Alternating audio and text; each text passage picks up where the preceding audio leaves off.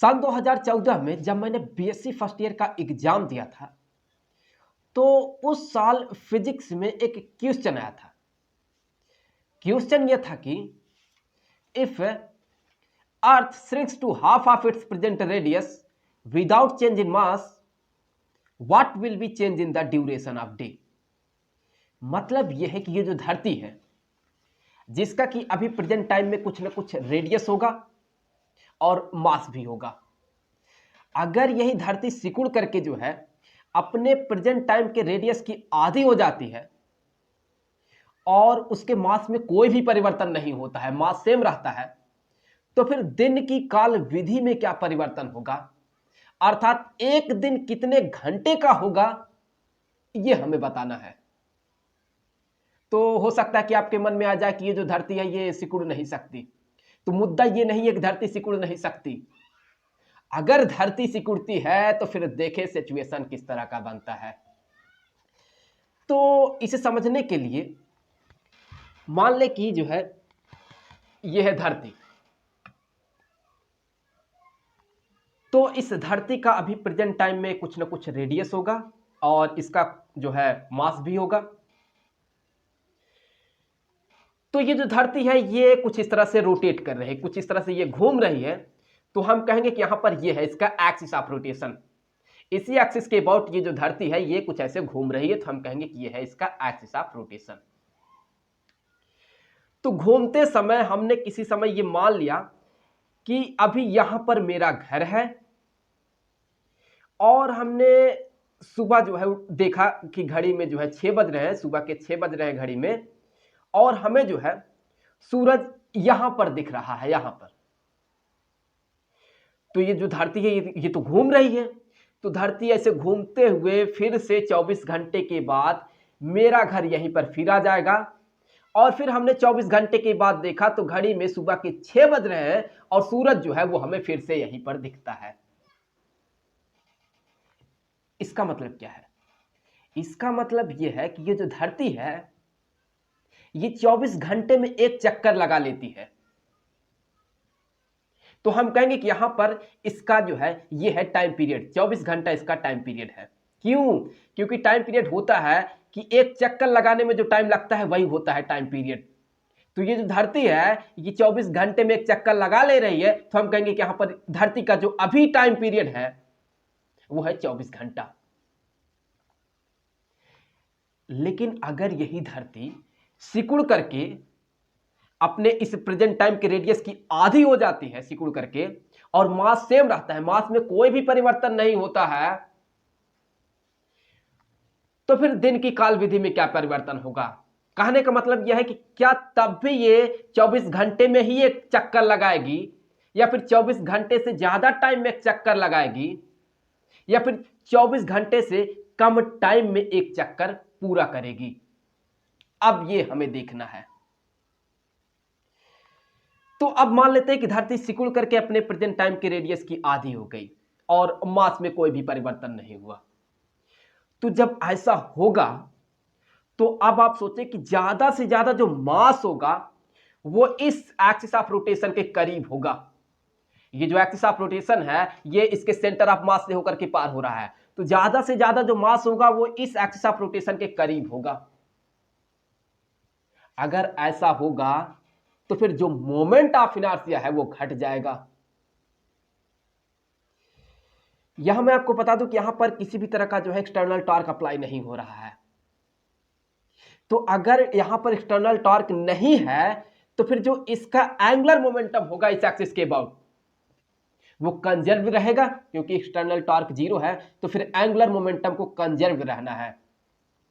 और angular momentum होता है moment of inertia into angular velocity, इन दोनों का जो प्रोडक्ट होता है वही होता है एंगुलर मोमेंटम। मैं फिर से एक बार रिपीट कर दूं कि एंगुलर मोमेंटम जो होता है ये बराबर होता है moment of inertia into angular velocity. तो एंगुलर मोमेंटम को अगर यहां पर कंजर्व्ड रहना है तो आप देखें कि जब ये धरती सिकुड़ेगी तो मोमेंट ऑफ इनर्शिया घटेगा, अगर मोमेंट ऑफ इनर्शिया घटता है तो इसका मतलब यह है कि एंगुलर वेलोसिटी को बढ़ना होगा, वरना एंगुलर मोमेंटम कंजर्व कहां रह पाएगा। तो जब एंगुलर वेलोसिटी यहां पर बढ़ेगा तो इसका मतलब यह है कि अब ये ज्यादा तेजी से रोटेट करेगी, अब ये ज्यादा तेजी से ये घूमेगी। तो इसका मतलब यह है कि अब एक चक्कर लगाने में ये जो टाइम लेगी वो 24 घंटा नहीं लेगी, बल्कि 24 घंटे से कम टाइम में ही ये एक चक्कर लगा लेगी। तो हम यहां से ये कह सकते हैं कि जो एक दिन का होगा वो 24 घंटे से कम टाइम का होगा। लेकिन अगर आप बीएससी के स्टूडेंट हैं तो आप इतना कह करके बच नहीं सकते, आपको ये एग्जैक्टली बताना ही होगा कि कितने घंटे का एक दिन होगा। तो चलिए एक बार इसे पता कर लेते हैं कि कितने घंटे का एक दिन होगा जब ये धरती सिकुड़ करके अपने प्रेजेंट टाइम के रेडियस की आधी हो जाएगी और मास में कोई भी परिवर्तन नहीं होगा। ये धरती जो कि सूरज के चारों तरफ तो घूम ही रही है, लेकिन साथ ही साथ ये अपने नेचुरल एक्सिस पे भी घूम रही है। तो मान लेते हैं कि जिस एंगुलर वेलोसिटी से ये घूम रही है वो एंगुलर वेलोसिटी है यहां पर ओमेगा 1। अगर आप ऊपर से देखेंगे तो आपको दिखेगा कि ये एंटी क्लॉकवाइज डायरेक्शन में घूम रही है। और इस अर्थ का जो प्रेजेंट टाइम में रेडियस है, ये रेडियस हमने मान लिया कि यहां पर यह है कैपिटल आर। और इसका जो अभी मास है अर्थ का, ये हमने मान लिया कि यहां पर इसका जो मास है यह है कैपिटल एम। तो अब इस केस में ये जो अर्थ है ये 24 घंटे में एक चक्कर जो है लगा लेती है। तो हम यहां से ये कहेंगे कि इसका जो टाइम पीरियड है, यहां पर इसका जो टाइम पीरियड होगा, चलिए मान लेते हैं कि टाइम पीरियड T1 है, तो ये बराबर होगा 24 आवर के, क्योंकि ये 24 घंटे में एक चक्कर लगा ले रही। तो हम कहेंगे कि इसका टाइम पीरियड 24 घंटा है। तो यहां पर इसका जो मोमेंट ऑफ इनर्शिया होगा इस एक्सिस के अबाउट, ये हमने मान लिया कि यहां पर इसका मोमेंट ऑफ इनर्शिया है I1। ये I1 मोमेंट ऑफ इनर्शिया कितना होगा ये हम आगे चल के देख लेंगे। और हमने ये भी मान लिया कि यहां पर जो है इसका जो एंगुलर मोमेंटम है वो है L1। सो एंगुलर मोमेंटम हमने मान लिया कि यह है L1। तो यहां से ये क्लियर है कि ये जो एंगुलर मोमेंटम L1 होगा ये बराबर होगा इसका जो मोमेंट ऑफ इनर्शिया है I1 इनटू यहां पर इसका जो एंगुलर वेलोसिटी है ओमेगा 1 के। अब मान लेते हैं कि ये जो धरती है ये सिकुड़ करके अपने प्रेजेंट टाइम के रेडियस की आधी हो जाती है और मास में कोई भी परिवर्तन नहीं होता है। तो यहां पर ये जो अर्थ है इसका जो मास है सिकुड़ने के बाद ये अभी भी कैपिटल एम ही होगा, लेकिन जो रेडियस होगा वो अब आर नहीं होगा बल्कि r/2 होगा। तो यहां पर अब जो इसका रेडियस होगा ये रेडियस यहां पर होगा r/2। सो यहां पर ये हो गया r/2, क्योंकि इसी रेडियस का आधा होना था तो ये हो गया r/2। और ये मान लेते हैं कि ये जो है ये अभी भी इसी एक्सिस के अबाउट यहां पर ये घूम रही है। सो ये होगा इसका एक्सिस ऑफ रोटेशन। और हमने ये भी मान लिया कि अब जो इसका एंगुलर वेलोसिटी है वो एंगुलर वेलोसिटी है यहां पर ओमेगा 2। और इसका जो मोमेंट ऑफ इनर्शिया है ये मोमेंट ऑफ इनर्शिया हमने मान लिया कि यहां पर ये है I2। और यहां पर जो इसका एंगुलर मोमेंटम होगा वो हमने मान लिया कि यहां पर इसका जो एंगुलर मोमेंटम होगा वो यहां पर L2 है। सो एंगुलर मोमेंटम को हमने मान लिया कि यहां पर ये है L2। तो यहां पर ये जो L2 होगा ये अब बराबर हो जाएगा, देखें किसके, ये बराबर हो जाएगा यहां पर इसका जो मोमेंट ऑफ इनर्शिया है I2 इंटू यहां पर इसका जो एंगुलर वेलोसिटी है ओमेगा 2। तो यहां पर जो इसका टाइम पीरियड होगा वो अब 24 घंटा नहीं होगा, बल्कि हमने बात किया है कि अब इसका जो टाइम पीरियड होगा वो 24 घंटे से कम होगा। अर्थात अब जो है ये जो धरती है ये अब 24 घंटे में एक चक्कर नहीं लगाएगी बल्कि 24 घंटे से कम टाइम में एक चक्कर लगाएगी। फिलहाल तो हम ये मान लेते हैं कि ये जो टाइम पीरियड है ये है T2। यही टाइम पीरियड तो हमें पता करना है। सो T2 को ही हम पता कर रहे हैं इस वीडियो में। तो अब यहां पर बाहर से जो है कोई भी टॉर्क अप्लाई नहीं हो रहा है। सो एक्सटर्नल जो टॉर्क है वो 0 है।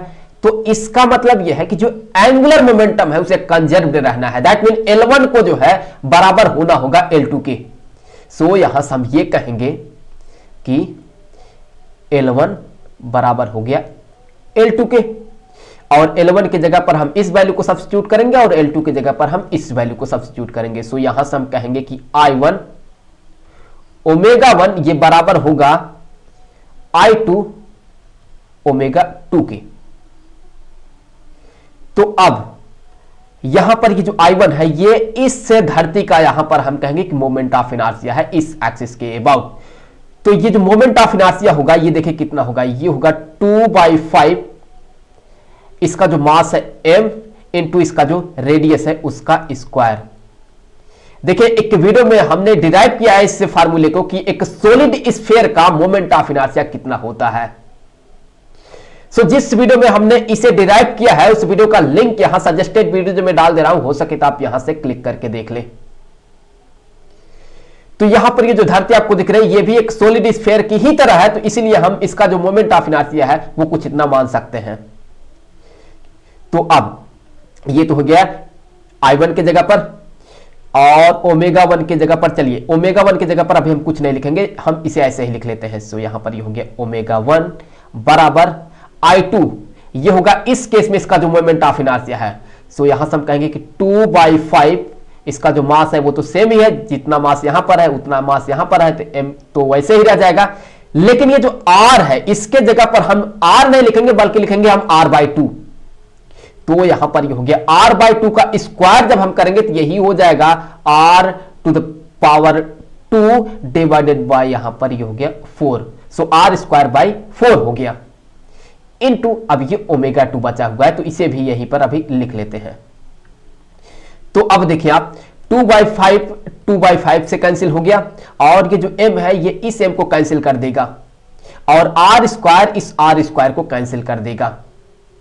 तो देखिए अब हमें क्या मिलता है, यहां से हमें आगे मिलेगा ω1 इक्वल टू 1/4 इंटू यहां पर ये जो ω2 है ये। अब देखिए हम क्या करेंगे, अब हम यहां पर ये जो एंगुलर वेलोसिटी ω1 है और ये जो एंगुलर वेलोसिटी ω2 है इसके वैल्यू को यहां पर रखेंगे। तो यहां पर ये जो एंगुलर वेलोसिटी है ω1 ये देखिए किसके बराबर हो जाएगा। सो यहां से ये हम कहेंगे कि ये बराबर होगा कि 2π डिवाइडेड बाय इसका जो टाइम पीरियड होगा, तो इसका जो टाइम पीरियड है ये है हमने माना है कि ये है T1 जो कि बराबर है 24 घंटे के, तो यहां पर हम लिखेंगे 24। सो यहां पर ये हो गया 24 इक्वल टू 1/4 तो रहेगा ही। अब ω2 की जगह पर हम इसी तरह से लिख सकते हैं कि 2π ये होता है 2π डिवाइडेड बाय यहां पर जो टाइम पीरियड है वो, तो यहां पर जो टाइम पीरियड है ये हमने माना कि है T2, तो यहां पर ये हो गया T2। सो अब देखिए यहां पर ये जो 2π है ये इस 2π को कैंसिल करेगा, और ये जो 4 है यहां पर ये 24 को जब कैंसिल करेगा तो यहां पर बचेगा केवल 6। तो अब अगर आप यहां से इवैल्यूएट करते हैं तो आप ये पाएंगे कि ये जो T2 है ये बराबर हो जाएगा 6 आवर के। सो 6 आवर्स मतलब कि 6 घंटा। अब टाइम पीरियड का यहां पर 6 घंटे होने का मतलब यह है कि अब ये जो धरती है ये एक चक्कर लगाने में सिर्फ 6 घंटे का ही टाइम लेगी। इसका मतलब कि अब एक दिन सिर्फ 6 घंटे का होगा। इस केस में क्या था, इस केस में 24 घंटे में एक चक्कर लगा रही थी, तो एक दिन जो है 24 घंटे का हो रहा था। लेकिन जैसे ही धरती सिकुड़ करके अपने प्रेजेंट टाइम के रेडियस की आधी होगी और मास में कोई परिवर्तन नहीं होगा, वैसे ही अब ये सिर्फ 6 घंटे में ही एक चक्कर लगा रहे। इसका मतलब कि अब एक दिन जो है सिर्फ 6 घंटे का होगा। तो आई होप ये वीडियो आपके लिए काफी हेल्पफुल रहा होगा। मिलेंगे आपसे किसी दूसरे वीडियो में किसी नए टॉपिक के साथ, तो तब तक के लिए गुड बाय।